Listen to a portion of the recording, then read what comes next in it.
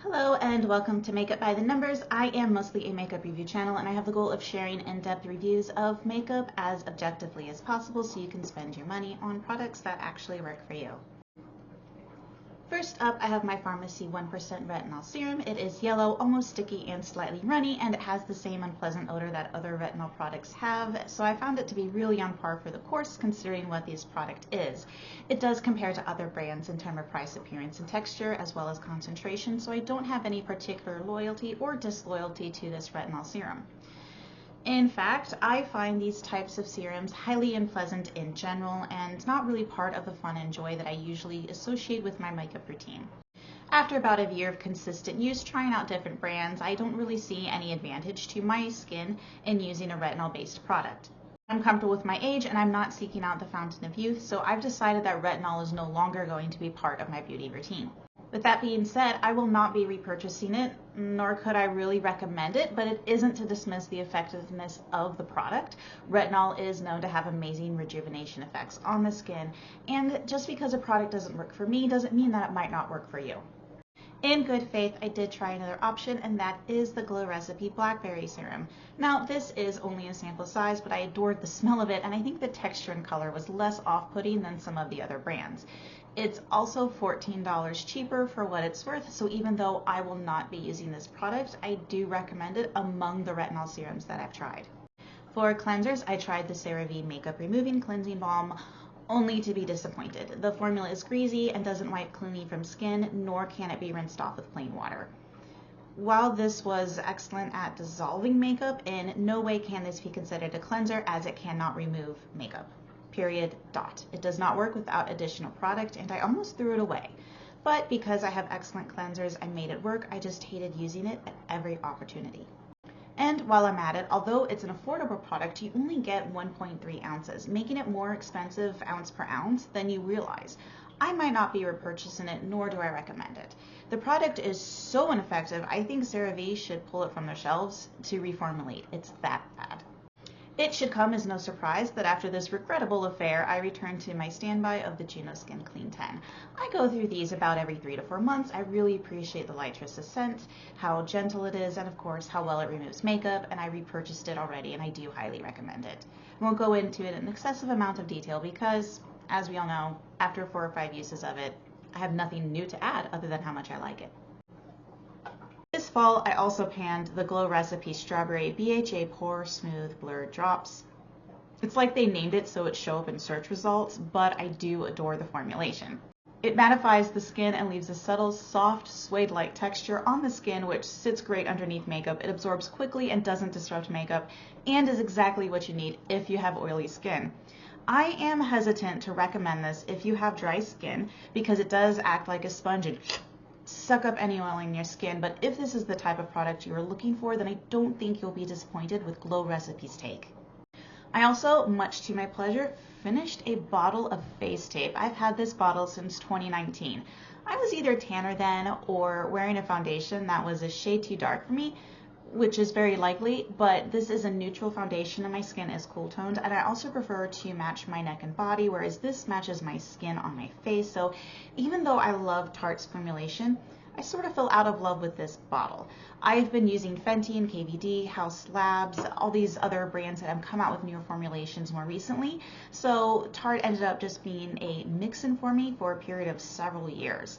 It's a fond memory. I love the formulation, but I don't see myself going back to it or, in the big scheme of things, actually recommending it anymore. This is the first time I've ever included a nail polish in these reviews, which is pretty cool. This is Milani Twinkle, and it's one of my oldest bottles. I don't know how long it takes you guys to go through nail polish. Let me know, but it took me 10 years. So in the spirit of giving it a review, I'll say an F for how many layers it required for the glitter to show up, but an A for being durable and chip-proof. It also dries fairly normally without discoloration after all these years, so I guess it was okay, and I definitely got my money's worth. Up next, I do have one fragrance. Now, I quite liked the Dandy by the Penhaligons. It has a smoky undertone with oak and tobacco, and although it is a masculine scent, I did feel comfortable in it.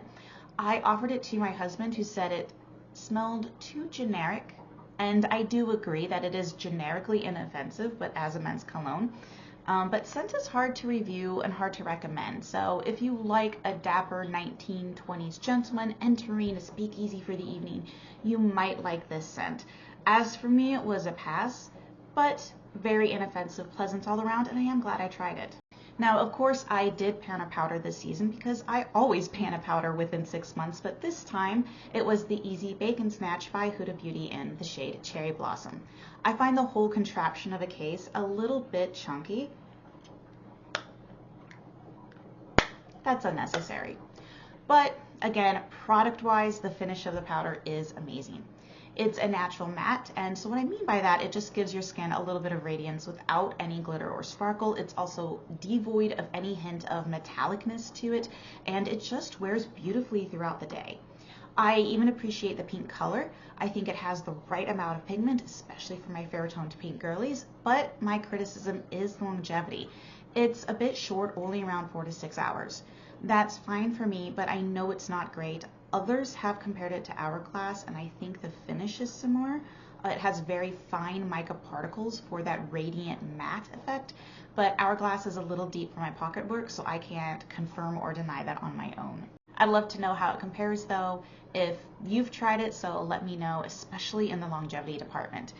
And for what it's worth, I did buy this again, this time in the shade Cupcake, and I think it's one of the best pressed powders out there right now, still on the market, so I do recommend it. Now, somewhere I finished my contour and highlighter stick from FV. It's somewhere around, it's probably on Amazon still for less than $5. The contour side was not great. It has no longevity and it pulled on my skin. I did use it all though, I swear, but the color was amazing. Why are so many contours on the market the same color as a bronzer? Like, they're all orange based. I hate it. But even though I finished it in less than 6 months, it took me another year to finish the highlighting side, which was actually great. The highlighter is a smooth, soft, and creamy glow highlighter in a flattering peachy pink. So if cream highlighters were my thing, I could go for it again, but I'm really a powder girl at heart, plus it was attached to the atrocious contour. So if you see FV around, buy it at your own risk. The last items I have for today are both eyeliners. First is the SheGlam Color Crush in White. It was never pigment enough for me, and when I did try to use it, I always had to layer a pencil or powder, which isn't as crisp as a liquid layer, so it kind of defeats the purpose. The tip stained very quickly, and unfortunately, whatever makeup look I was using got ruined because it would pick up the powder and transfer it back to my skin somewhere else. So this product probably isn't even remotely empty, but I've been trying to use this for the better part of a year, and I haven't found a way to make the white look white instead of kind of clear with just like this opaque white streaking. It's just a terrible product, and I avoid SheGlam for the most part, and this is definitely one of those reasons. Stay away from this product, at least in this color. 100% do not recommend. I also got through the Covergirl Perfect Plus Lash Line, and that's this little pencil right here.